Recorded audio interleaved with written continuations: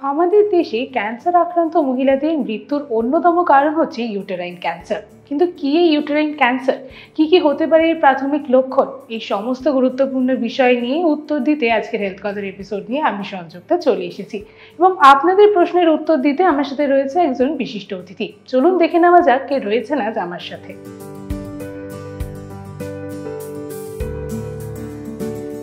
আমার সাথে এই মুহূর্তে রয়েছেন doctor Manas Chakraborty, gynaecological oncologist. Doctor, welcome to Jio Bangla. Doctor, আমরা জানি যে এই মুহূর্তে দাঁড়িয়ে আমাদের দেশে অনেকেই রয়েছেন যারা ইউটেরাইন ক্যান্সারের মধ্যে দিয়ে সাফার করছেন, কিন্তু অনেকের কাছে এই থটটা ক্লিয়ার নয় যে ইউটেরাইন ক্যান্সার কাকে বলে বা সেটা কি। এটা যদি একটু এক্সপ্লেন করেন। বেসিক্যালি ইউটেরাইন ক্যান্সার হলো যে জরায়ু, যেটাকে বাংলায় বলে, তার মধ্যেকার ক্যান্সার, তার ভেতরের লাইনিং এর ক্যান্সার। ভারতবর্ষে অনেকেই এটাকে সার্ভাইকাল ক্যান্সার বা জরায়ুর মুখের ক্যান্সারের সাথে বা ওভারি বা ডিম্বাশয়ের ক্যান্সারের সাথে একসাথে গুলিয়ে ফেলেন, কিন্তু এটা আলাদা, এর ট্রিটমেন্টগুলো আলাদা। তো এর ডায়াগনোসিস বা এর ইনিশিয়াল সিমটমসগুলো কিভাবে বুঝতে পারা যায়? ইনিশিয়াল সিমটমসগুলোর মধ্যে আমরা বোঝার সুবিধার জন্য, দর্শকদের বোঝার সুবিধার জন্য তিনটে ভাগে ভাগ করছি। সেটা হচ্ছে 1 নম্বর, সেটা হচ্ছে মেনোপজের পরে যদি কোনো ব্লিডিং হয়, যে ব্লিডিংটা যদি ছিটে ফোটা থেকে শুরু করে 1 চামচও হয়, তাহলেও সেটাকে চেক করা উচিত। 2 নম্বর হলো ইন্টারমেনস্ট্রুয়াল ব্লিডিং, দুটো পিরিয়ডের মাঝখানে কোনো আনএক্সপেক্টেড ব্লিডিং যদি হয় 40-এর পরে বেশিরভাগ সময়, সেটাতেও আমাদের সন্দেহ করতে হবে। এক্ষেত্রে মনে রাখা দরকার যে এই সিমটমগুলো থাকা মানেই কিন্তু এমন নয় যে তার ইউটেরাইন ক্যান্সার হয়েছে, বাট এইগুলো আমাদের দিক নির্দেশ করে যে কোন দিকে আমরা যাব। নাম্বার 3 যেটা বলছি, সেটা শুনে অনেকেই খুব আতঙ্কিত হয়ে পড়েন। অল্প বয়সীদের জন্য পলিসিস্টিক ওভারিয়ান সিনড্রোম যাদের রয়েছে, তাদের ক্ষেত্রেও ইদানিং ইউটেরাইন ক্যান্সারের সম্ভাবনা খানিকটা হলেও বাড়ছে। আতঙ্ক নয়, বারবার বলছি। কিন্তু ওনাদের ক্ষেত্রেও এই আল্ট্রাসাউন্ডের মাধ্যমে বা বিভিন্ন রকম মনিটরিং এর মাধ্যমে এটা চেক করা যায়। ইরেগুলার ব্লিডিং এর পিছনে ওই রকম কিছু লুকিয়ে নেই।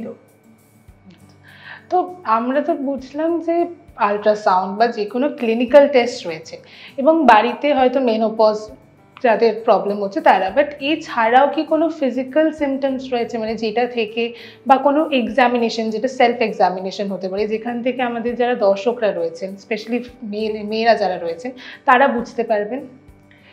খুব একটা ইম্পর্টেন্ট প্রশ্ন। সেটা হচ্ছে ইউটেরাইন ক্যান্সার হলেও একটু ভালো মনের ক্যান্সার। অলমোস্ট অলওয়েজ এটা অ্যাবনর্মাল ব্লিডিং নিয়ে আসতে পারে। নিজে এক্সামিনেশন করে বা বুঝে ইউটেরাইন ক্যান্সার বোঝা সম্ভব না, যেটা ব্রেস্ট ক্যান্সারে মহিলারা খুব ভালো মতো বুঝতে পারে। কিন্তু ইউটেরাস যেহেতু শরীরের ভেতরের দিকে থাকে, তাই নিজে এক্সামিনেশন করে এটা বোঝা মুশকিল।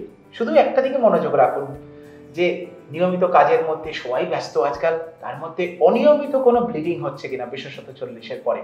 যদি ছন্দহীন ব্লিডিং হয়, তাহলে একবার ডাক্তারের কাছে চেক করে আসুন। এটা যে ইউটেরাইন ক্যান্সার হবে এরকম হবে কোনো মানেই নেই, কিন্তু সতর্ক থাকুন।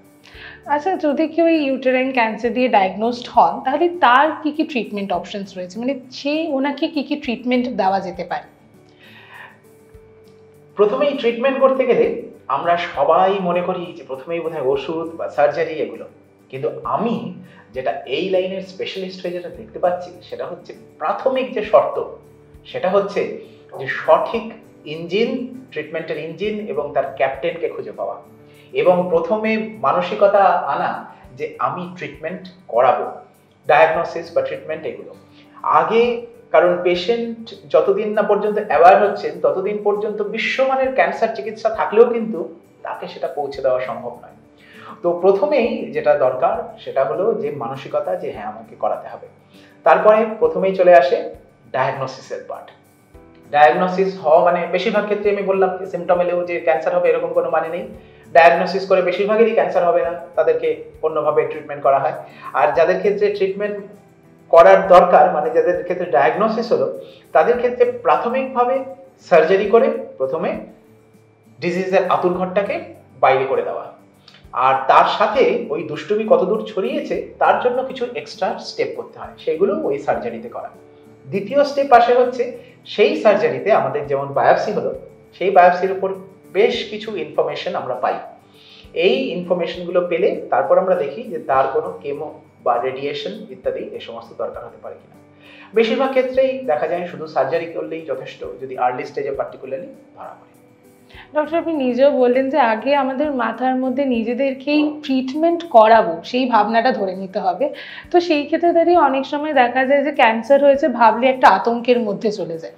তো যদি কারোর ধরুন ইনিশিয়াল স্টেজের মধ্যেই ডায়াগনোসিস হচ্ছে, ইনিশিয়ালি ডায়াগনোসিস হয়ে যাচ্ছে, তাহলে তারপরে পুরোপুরি ঠিক হওয়ার কি সম্ভাবনা রয়েছে? এবং যদি একটু লেট ডায়াগনোসিস হয় তাহলে সেই ক্ষেত্রে কী কী রিস্ক ফ্যাক্টর রয়েছে? দেখুন, আমরা এখন কেউ বাক্সেঙ্গের কামড়ে মারা যাব না। আমাদের সামনে যে সমস্ত জিনিসপত্রগুলো আছে সেই সব ব্যাপার নিয়ে আমাদের সচেতন হতে হবে। অঙ্ক পরীক্ষার আগে আমাদের অঙ্কই পড়তে হবে, তখন আমার ইংরেজি পড়ে দরকার নেই। তো এক্ষেত্রেও সেরকম যেসব জিনিসপত্রগুলো আমাদের থাকে তাতে আমি যদি সতর্ক হই তাহলে বেশিরভাগ ক্ষেত্রেই WHO পরিসংখ্যান যে 50% ক্যান্সার প্রতিরোধযোগ্য, শুধুমাত্র আমি যেভাবে খাচ্ছি, যেভাবে জীবনযাপন করছি সেইভাবে। তো অর্ধেক ক্যান্সার তো প্রতিরোধযোগ্য হয়েই গেল। তারপরে যদি কপাল খারাপ থাকে যে ক্যান্সার হয়, তাহলে সেই সিমটমগুলো আগে নিয়ে এসে ইউট্রাস ক্যান্সার 85% ক্ষেত্রে, বিশাল নাম্বার, 100 জনের মধ্যে 85 জন আগে ডায়াগনোসিস হয়ে যাচ্ছে একটু সতর্ক থাকলে, এবং তারা অপারেশন করে পুরো কিওর। একদমই তাই, সতর্কতা থাকাটা কিন্তু খুবই জরুরি। তাই আমাদের দর্শকরা যারা রয়েছেন তারা যাতে আরো বেশি সতর্ক থাকেন, তাদের উদ্দেশ্যে আপনি কি পরামর্শ দেবেন? প্রথমত দেখুন, আমরা এই ব্যাপারটা একটা অন্যভাবে মেটাফর দিয়ে ভাবি যে আমি ধরুন কথার কথা আমি অঙ্কে ভালো রেজাল্ট করবো। অঙ্ক ভালো রেজাল্ট করতে গেলে আমাকে কি করতে হবে? আমাকে অঙ্ক পরীক্ষাটা ভালো করে দিতে হবে, কিন্তু তারও আগে যেটা দরকার সেটা হলো আমাকে একটা স্কুলে যেতে হবে, একজন টিচারের কাছে যেতে হবে। কাজ তো করবো আমি, কাজ তো করবে পেশেন্ট, কিন্তু তাকে একটা টিচারের কাছে যেতে হবে যে হ্যাঁ ওনার কথা শুনে আমি চলবো, এভাবে আমার করতে হবে। সেই জন্য আমি বলছি সব ট্রিটমেন্টের জন্য বিশ্বমানের সার্জারি, ওষুধ, টার্গেটেড থেরাপি, কেমোথেরাপি, না জানি নাম না জানা কত ধরনের ট্রিটমেন্ট, কিন্তু মেইন যেটা ব্যাপার সেটা হচ্ছে সঠিক ইঞ্জিনটা খুঁজে বার করা আর তার জাহাজের ক্যাপ্টেনটাকে ঠিক করে নির্বাচন করা, যাতে আমার ট্রিটমেন্টটা ঠিক রাস্তায় যায়। তো তার জন্য এটা বেশি ইম্পর্টেন্ট। সুতরাং অঙ্ক পরীক্ষা দিতে গেলে আমাকে কিন্তু আগে ভালো একটা স্কুলে আগে যেতে হবে, যে আমার মাথায় নিয়ে আসতে হবে স্কুলে গিয়ে যাবো। হ্যাঁ, রবীন্দ্রনাথ স্কুলে না গিয়েও বড় লোক হয়েছিলেন, বড় মানুষ হয়েছিলেন, কিন্তু সবার পক্ষে তো সেটা সম্ভব নয়। তো আমাদের আগে যেটা করা দরকার সেটা হচ্ছে সঠিক জায়গায় গিয়ে সঠিকভাবে ডায়াগনোসিসটা করানো। একদমই তাই, যে ভয় না পেয়ে ডাক্তারের কাছে গিয়ে আগে ডায়াগনোসিসটা করার। আজকের ভিডিওটা দেখে তো আপনারা নিশ্চয়ই আপনাদের অনেক প্রশ্নের উত্তর পেয়ে গেছেন। এবং doctor, thank you so much, আপনি আজ এখানে আমাদের সাথে এলেন, আমাদের দর্শকদের এত গুরুত্বপূর্ণ ইনফরমেশন শেয়ার করলেন। তবে আপনাদের উদ্দেশ্যে বলি, আপনাদের আরও যে প্রশ্ন থাকবে সেগুলো কিন্তু আমাদের কমেন্ট সেকশনে জানাতে ভুলবেন না। ও এরকমই হেলথ কথার আরও এপিসোড দেখার জন্য নজর রাখুন আমাদের চ্যানেলে।